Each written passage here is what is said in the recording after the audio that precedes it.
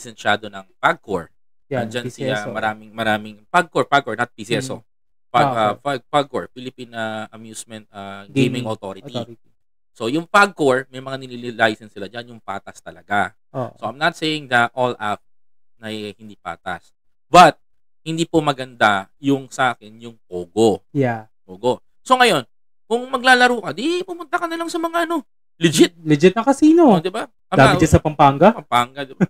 Hindi, doon ka lang naman maliligayahan ka. Doon ka na lang kaysa malulong ka sa Pero, at least ito, mga kabayan ko, lisensyado ng PAGCOR.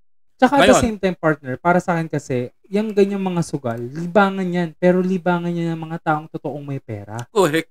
Hindi yan pwede maging libangan ng taong kumakayod ng isang kahig isang tuka lang. Kasi sino ang kawawa? Pamilya rin nila. Anak nila. Maasawa nila, di ba? Tama ka dyan, partner. Kaya paano mo sasabihin na maganda ang naidudulot nito, samantalang at the end of the day, ang totoong nakikinabang lang din naman is kayo. Correct.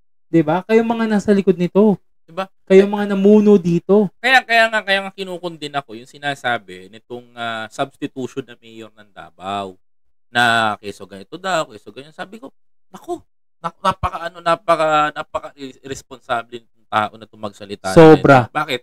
Bakit? Tanong ko lang. Ba't hindi ka magpatayo ng casino dyan sa Davao? Exactly. Ba't hindi ka magpatayo ng dyan? Bakit pogong gusto mo? Para yung ordinaryong mamamayan na nagsasaka, nagtatanim ng gulay, nangingisda, mga biktima. Yun ang mga magiging biktima mo. Maging biktima mo ng mga ginagawa nyo.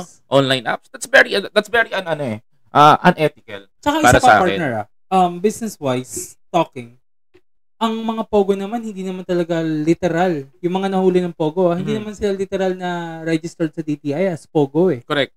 Kung tutuusin, iba ang, let's just say, pinaka-operation na nakasaad sa DTI.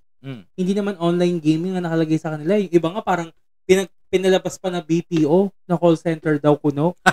Pero hindi naman pala. Online gaming pa lang ginagawa sa loob ng subdivision na yon. Kaya nga partner, yan nakakagulat sa kanila.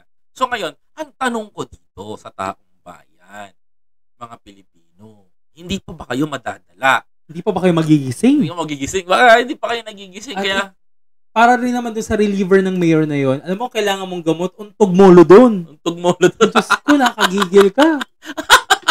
Hindi ka na nga nasa Pagnitore, parang gusto mo bang mangyari?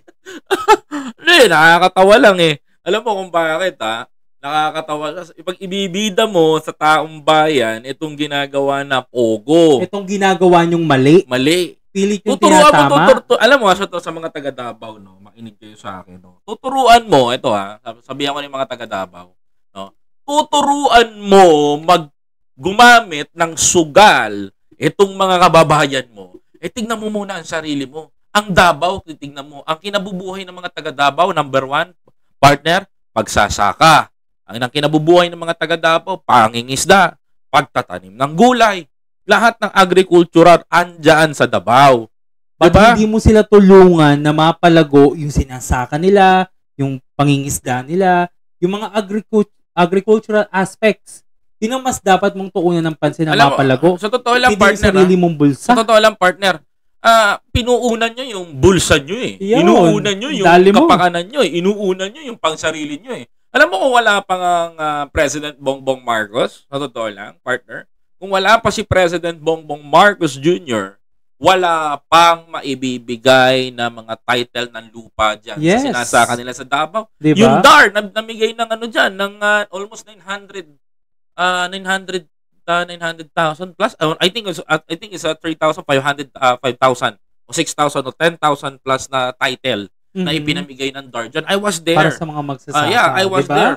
I was there, pare.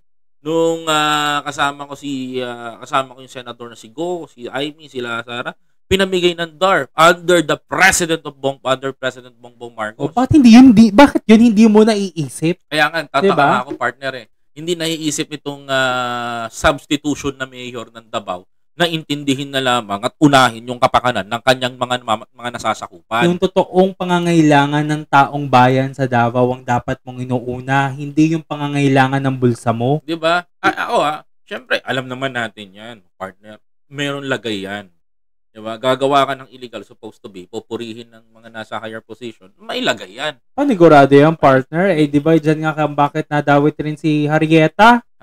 Oh, di ba? Kumita rin naman yung baklang yun, ha? O, tamo ngayon, dami-dami naman sinasabi sa dahig. Diba? Masarap ihampas sa sahig. Alam mo, sa totoo lang, ako lang, kung ako tatanungin mo, partner, no?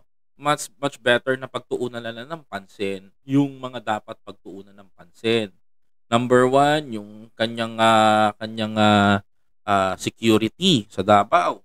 Kailangan tingnan yon kasi medyo tumataas ang crime rate sa Davao. Second, yung prostitution. Talamak yan sa Davao. Favorite yun ng kuya niya, di ba? Tumataas ang prostitution sa Davao. Alam ko, madalas mag-booking yun. Third is, alam mo, partner? Ano, partner? Yung lagay ng mga hirap ng tao sa lungsod ng Davao. That's very saddest part para sa akin. And disappointing. Yes, nakaka-disappoint. Number 1, tignan mo, no? Maraming bata, ang isisisi nila sa gobyerno yung nangyayari. Samantalang sila ang gobyernong nandoon. Exactly. Supposed to be, kayo ang gobyerno nandiyan. Kayo ang dapat nangungunang tumulong. Diba? Sa mga nasasakupan nyo. Correct. Hindi yung kayo yung una magbibigay ng dahilan para lumubog sa utang ang mga nasasakupan nyo. Kasi yun ang magiging effect nito eh. Kung sakaling mamumuno ang pogo sa Davao, kung sakaling puputok yan doon, utang ang babagsakan ng tao. Utang ang mapupuntahan ng taong bayan doon.